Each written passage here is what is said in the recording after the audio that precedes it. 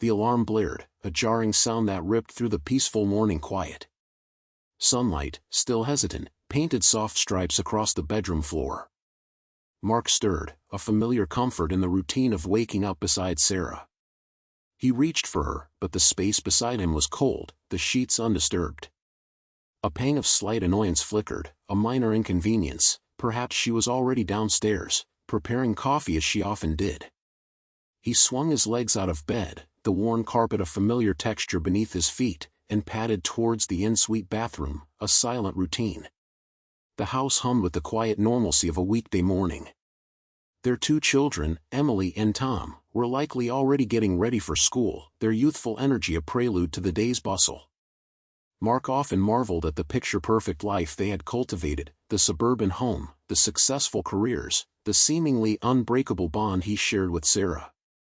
It was a life built on shared dreams, whispered promises, and a foundation he believed was as solid as the oak trees lining their street. He splashed cold water on his face, the shock invigorating, preparing him for the day ahead. He envisioned Sarah in the kitchen, the aroma of brewing coffee filling the air, their brief morning exchange before the demands of their respective professions pulled them apart. He smoothed down his shirt, a sense of contentment settling over him. This was their life, their carefully constructed haven, and he wouldn't trade it for anything. He headed downstairs, anticipating the simple pleasure of a shared breakfast, the gentle rhythm of their family life unfolding as it always did. Yet, as he descended the staircase, a subtle shift in the atmosphere pricked at his subconscious. A feeling, as yet undefined, a whisper of disquiet that refused to be silenced, began to insinuate itself into the morning's serenity, a subtle dissonance in their otherwise harmonious symphony. I'd always been the guy who believed in happy endings. Marriage, building a family, living that idyllic life you see in those cheesy commercials. But real life, man, is a whole different beast. And I learned that the hard way. For years, I was the dedicated husband, the present father, the provider. I worked from home, managed the kids, while she shone in the corporate world. It seemed perfect, a balance that just worked. But beneath that picture-perfect facade, there was a web of secrets and lies I never would have imagined. And my naivete, my blind trust, cost me dearly. This isn't just a story about betrayal, it's about how we can be deceived by the people we love the most, and how we have to learn to move forward, even when our world crumbles around us. I'm no hero, just a guy who's been through hell and wants to share his experience, so others can relate and, perhaps, avoid the same mistakes. As I reached the bottom of the stairs, the air in the kitchen felt off. It wasn't an obvious thing, no shouting or slammed doors, but a subtle tension, like a string pulled too tight. The aroma of coffee, usually a comforting embrace, seemed to hang heavy, laced with an unspoken anxiety. I'd grown accustomed to the quiet hum of our mornings, the predictable rhythm of breakfast preparations, the low murmur of the news. Today, however, that familiar soundtrack was punctuated by an unnerving silence, a void where cheerful chatter usually resided. I tried to shake the feeling, attributing it to a restless night or the lingering effects of a stressful week. My focus was on the simple act of preparing breakfast, on the familiar routine that grounded me. I set out the plates, poured the orange juice, the movements automatic. My mind, however, kept drifting back to that peculiar atmosphere, a knot of unease tightening in my stomach. She emerged from the hallway, her usual brisk stride seeming a bit more hurried. Her smile, when it finally landed on me, didn't quite reach her eyes. There was a flicker of something unreadable in her gaze, a fleeting shadow that I couldn't quite decipher. She offered a perfunctory good morning, her voice a little strained, and immediately busied herself with the newspaper, her fingers turning the pages with an almost frantic energy. The children, usually eager to chatter about their dreams or the day ahead, were unusually subdued, their eyes darting between their mother and me, sensing the unspoken shift in our domestic landscape. The clinking of cutlery on ceramic, the occasional sigh, the rustle of the newspaper, these small sounds amplified in the charged silence, each one a tiny hammer blow against the illusion of normalcy. My intuition, a sense I had long suppressed in favor of logic and trust, began to scream a warning, a siren song of impending disruption. The initial unease, that subtle dissonance between her words and my gut feeling, began to morph into a persistent thrum beneath the surface of my daily life. It wasn't a dramatic shift, but a slow erosion of my former complacency. I'd find myself replaying fragments of our conversation, scrutinizing her tone, the flicker of an eye, the minute hesitations that, in retrospect, seemed so significant. My focus at work, usually sharp and unwavering, started to waver. Emails went unread for longer than they should have, spreadsheets blurred into meaningless columns of numbers, and conference calls became a tedious exercise in feigning engagement. My mind was elsewhere, constantly sifting through possibilities, searching for the missing pieces of a puzzle I hadn't even realized I was assembling. The urge to seek concrete answers became irresistible. I started with our shared finances, a territory I had always considered transparent and unproblematic. With a newfound, almost desperate, diligence, I began to pore over bank statements and credit card bills. Initially, I was looking for any sign of the supposed financial hardship she described, a tangible reason for her distress. I expected to find evidence of large, unexpected expenses, perhaps a flurry of transactions that explained the narrative she'd woven. Instead, what I found were subtle discrepancies, small amounts that didn't quite add up, expenditures that seemed out of character. These weren't glaring errors, but rather tiny inconsistencies, like a single misplaced thread in an otherwise perfect tapestry, that only amplified my burgeoning suspicion. Then came the digital trail. I was never one for invasive snooping, but the gnawing doubt had overridden my usual sense of privacy. I started with her email accounts, not to pry into personal correspondence, but to look for any communications that might shed light on the circumstances she'd presented.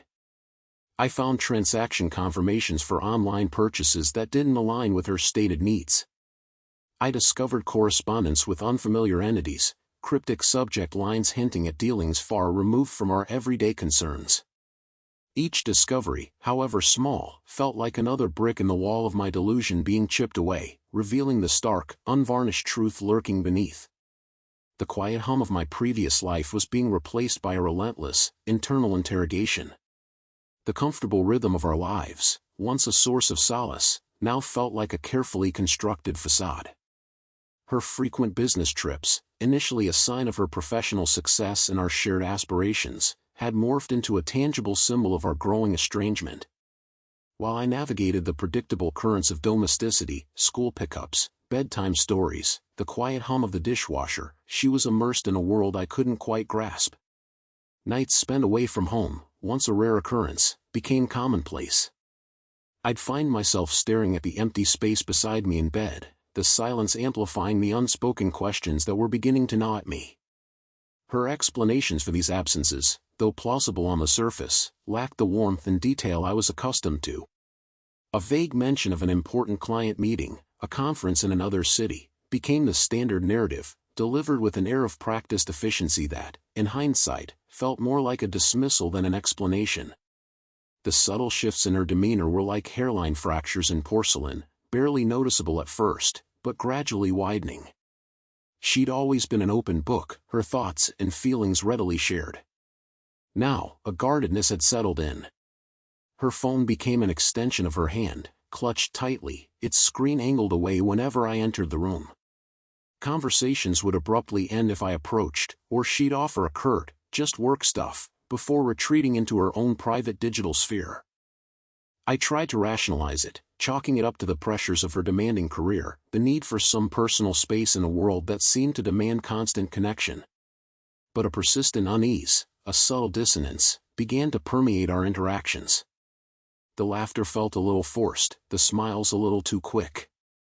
The shared intimacy we once took for granted seemed to be slowly, almost imperceptibly, evaporating. This feeling of being an outsider in my own life intensified with each passing day. I'd watch her from across the room, a familiar stranger, and the disconnect felt palpable. It was as if we were speaking different languages, or worse, had ceased to speak at all, communicating through a series of polite but empty gestures. The house, once our shared sanctuary, started to feel like a stage where I was merely playing a role that was becoming increasingly unconvincing. The children, blessedly oblivious to the undercurrents of adult complexity, provided moments of genuine connection, a reminder of the life we had built. But even their innocent joy couldn't entirely fill the growing void that had opened between my wife and me, a void that whispered of truths I was desperately trying to ignore. The carefully constructed facade of our life began to crumble with an almost deliberate slowness, each revealed detail more devastating than the last. It wasn't a sudden, clean break, but a slow tearing of fabric, leaving behind raw, gaping wounds. The initial disbelief had morphed into a chilling certainty. The evidence was irrefutable, a damning testament to a betrayal that had been unfolding right under my nose. The justifications I desperately sought, the explanations that might have softened the blow, proved elusive, lost in a labyrinth of lies and omissions. I found myself replaying countless conversations, scrutinizing every glance, every casual remark, searching for clues I had so willfully overlooked. It was like watching a film in reverse, each scene adding a new layer of pain as the true narrative emerged. The money, the jewelry, the secretive meetings, they painted a picture of a life I didn't recognize, a life lived in parallel to the one we shared. The sheer audacity of it all was staggering. How could someone so intimately woven into the fabric of my existence, someone I had entrusted with my deepest vulnerabilities, orchestrate such a deception? The feeling of being an outsider in my own home intensified. The laughter of our children, once the soundtrack to our happiness, now echoed with a bittersweet melancholy. I'd look at them, their faces alight with innocent wonder, and a fresh wave of anguish would wash over me. They deserved a stable, honest foundation, a reality untainted by the deceit that now permeated our lives. The responsibility to protect them, to shield them from this storm, became an overwhelming burden, adding another layer to the confusion and despair that had taken root. Sleep offered little respite. My mind raced, dissecting every facet of the situation, trying to make sense of the incomprehensible. Each waking moment was a struggle against the tidal wave of emotions threatening to drown me: anger, sorrow, a profound sense of loss for the future I had envisioned. The very definition of trust had been shattered, leaving me adrift in a sea of uncertainty, grasping for an anchor that no longer seemed to exist. The path forward was obscured, shrouded in a fog of betrayal and hurt. The immediate aftermath was a blur of hushed conversations and forced smiles, a fragile facade attempting to shield the children from the storm raging within our home. Every interaction felt strained, each silhouetted figure in the hallway a stark reminder of the seismic shift that had occurred. The familiar comfort of our shared space had evaporated, replaced by an unsettling quietude, punctuated by the echo of unspoken words and the weight of a broken promise. I watched my children, their youthful innocence a painful contrast to the harsh reality they were now forced to confront. Their innocent questions, their bewildered glances, were tiny daggers piercing my already wounded heart. I longed to weave a tapestry of reassurance, to promise them a secure future, but the threads of certainty had frayed, leaving me with only the raw, ragged edges of my own despair. Navigating the complexities of co-parenting proved to be a constant, agonizing tightrope walk. We existed in a parallel universe, our lives intersecting only at the handover of the children, each encounter a carefully orchestrated performance designed to project an image of amicable separation. The effort was monumental, a draining exercise in emotional suppression. I learned to compartmentalize, to push aside the gnawing ache of personal hurt when it was their turn to be happy, to celebrate a small victory in their lives, even if it came from a source that had caused me so much pain. The well-being of my children became the sole compass guiding my actions, the singular beacon in the darkness. Their laughter, their milestones, their simple moments of joy were the only currency that truly mattered, eclipsing my own profound sense of injustice. Slowly, painstakingly, I began to rebuild. It wasn't about forgetting, but about learning to carry the weight of what had happened without letting it crush me. I sought solace in small routines, in the quiet hum of everyday life that offered a semblance of normalcy. Walks in the park, reading bedtime stories with an extra measure of tenderness, even mundane tasks like grocery shopping, these became anchors, grounding me in the present. I rediscovered the quiet strength within myself, a resilience born from necessity. It was a gradual process, a series of tiny victories, each one a testament to my determination to forge a new path, not just for myself, but for the future of my children. The guilt was a persistent shadow, whispering doubts in the quiet hours of the night. Had I done enough? Could I have prevented this? But with each sunrise, I faced these questions anew, and with each passing day, I found a firmer footing. The love for my children was a powerful motivator, an inexhaustible wellspring of strength. It compelled me to rise above the bitterness, to seek out moments of genuine connection, to create new memories that were entirely our own, unburdened by the ghosts of the past. I was learning to breathe again, to find beauty in the imperfect, and to trust that even in the face of profound loss, new beginnings were not only possible, but were already unfolding.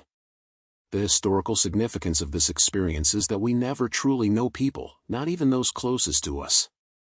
Life is full of surprises, twists, and turns, as well as disappointments. And we need to be prepared to deal with that. The lesson I learned is that trust is something precious, something that must be earned and maintained with honesty and respect. And when trust is broken, it is very difficult to rebuild. But above all, I learned that we need to love ourselves first, that we need to take care of ourselves, in order to move forward, even when everything seems lost. This profound realization settled deep within me, not as a burden, but as a guiding light. It clarified the intricate dance of human relationships and underscored the resilience of the human spirit. The unexpected revelations had, in a strange way, forged a new understanding of myself. I began to see that my own strength wasn't just about enduring hardship, but about actively choosing to grow from it. This newfound self-awareness became my anchor, allowing me to navigate the choppy waters of my personal landscape with a steadier hand. It was a liberation, a shedding of old expectations that had, unknowingly, held me captive. The journey of rebuilding trust, both in others and in myself, was a slow and deliberate process. It wasn't about forgetting what had happened, but about integrating the lessons learned into a more robust framework of self-protection and discerning judgment. Each small act of vulnerability, each moment of choosing to extend a hand of genuine connection, became a brick in the foundation of a stronger, more authentic self. I learned that healing wasn't about erasing the past, but about weaving it into the tapestry of the present, creating a richer, more nuanced understanding of life's complexities. This understanding allowed me to approach future interactions with a blend of caution and an open heart, a delicate balance that felt profoundly right.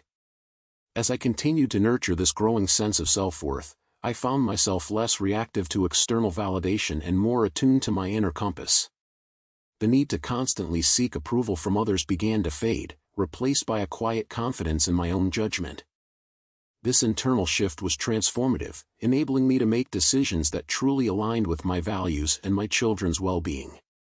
It was as if a fog had lifted, revealing a clearer path forward, one paved not with the expectations of others, but with the quiet strength of my own resolve.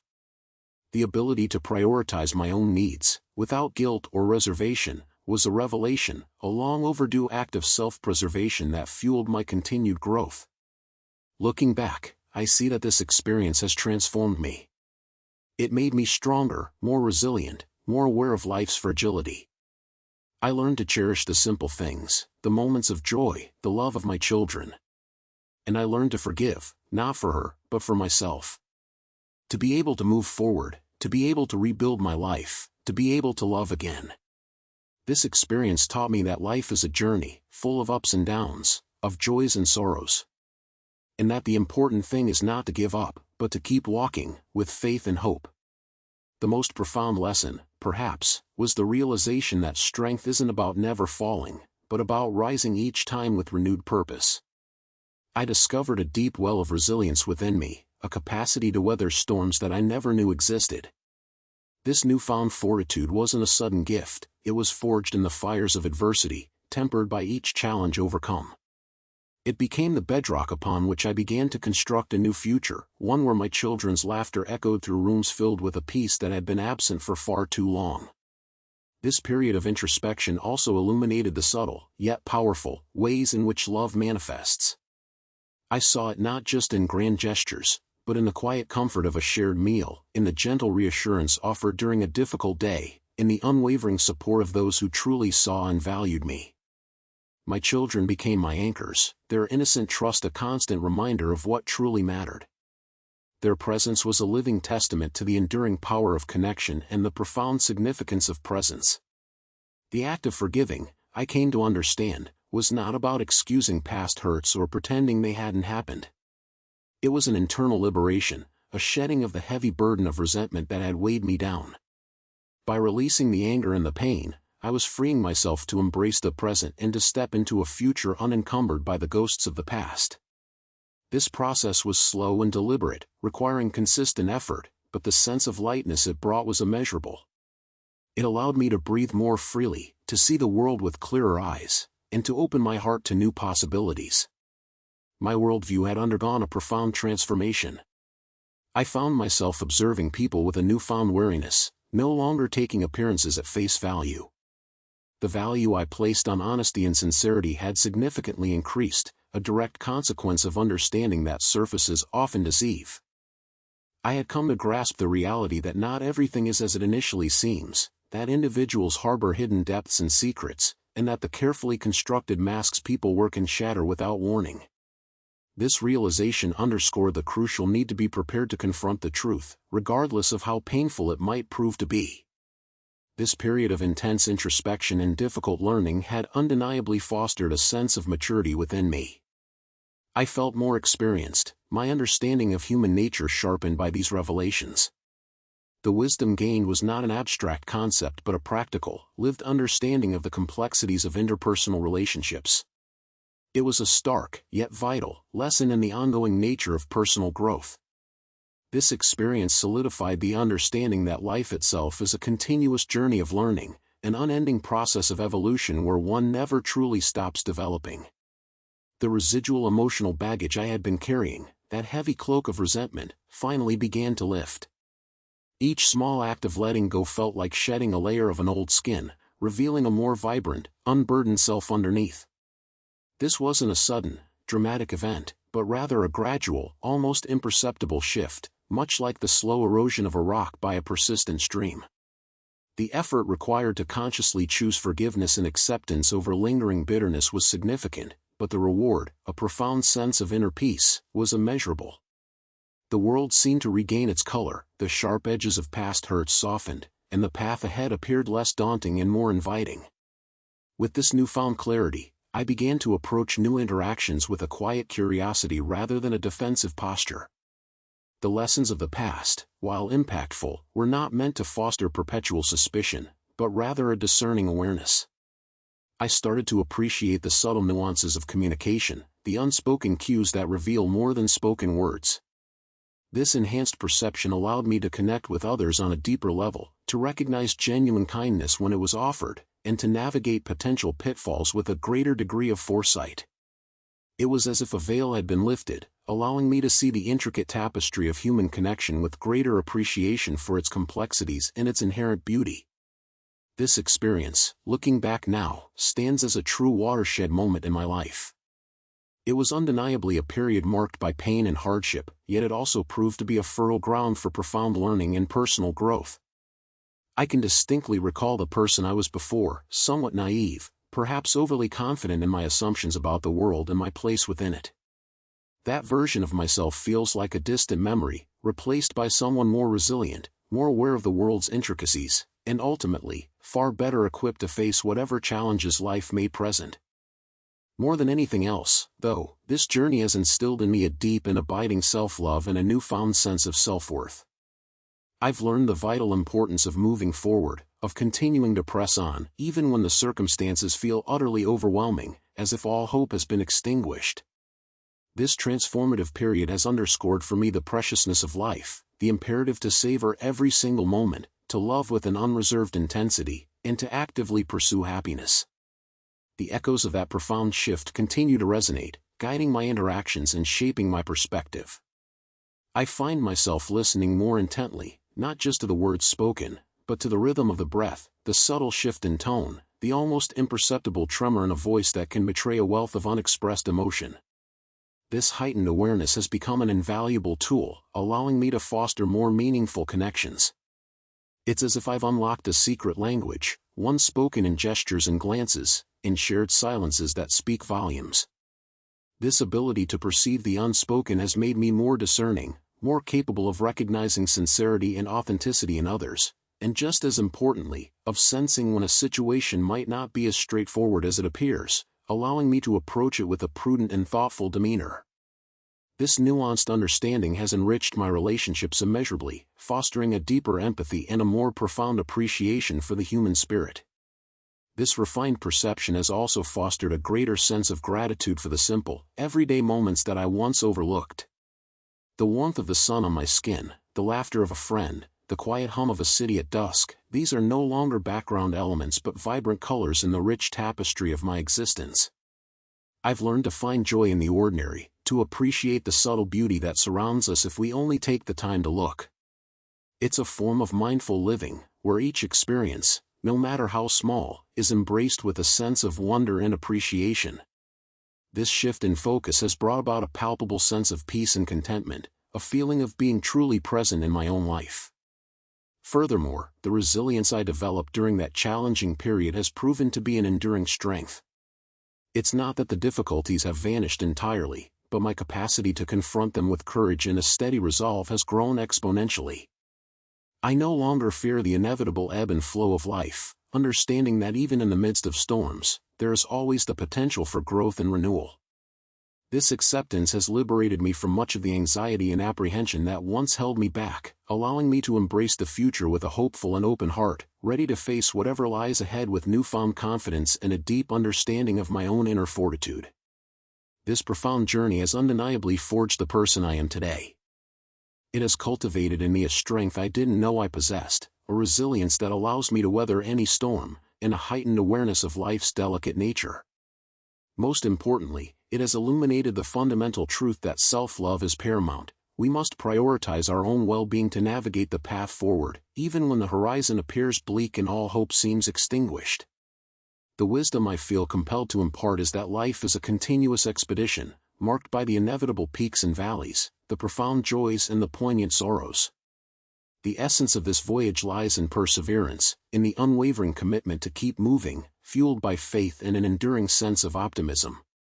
For ultimately, it is love, in its myriad forms, that triumphs. Looking back, the shadows of past struggles no longer cast a pall over my present. I no longer dread the natural fluctuations of existence, recognizing that even within the fiercest tempests, the seeds of growth and rejuvenation are invariably sown. This newfound acceptance has been a liberation, freeing me from the suffocating grip of anxiety and apprehension that once shackled my spirit. Now, I can greet the future with an open heart and a hopeful gaze, prepared to confront whatever challenges may arise with a quiet confidence and a deeply ingrained understanding of my own inner fortitude. This transformation wasn't instantaneous, it was a slow, deliberate unfolding, much like a flower emerging from the earth after a long winter. Each setback, each moment of doubt, became a stepping stone, building a foundation of unwavering self-belief. The lessons learned are not abstract concepts but lived realities, etched into the fabric of my being. They are the quiet whispers of encouragement in moments of doubt, the steadying hand when the ground beneath my feet feels unsteady. This journey has taught me to appreciate the beauty in imperfection, to find strength in vulnerability, and to extend compassion not only to others but, crucially, to myself.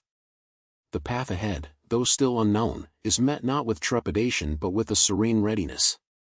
I understand now that my capacity to overcome is not a matter of luck or circumstance, but a testament to the unyielding spirit within. The scars, once symbols of pain, are now emblems of survival and growth, a constant reminder of the strength that lies dormant, waiting to be awakened.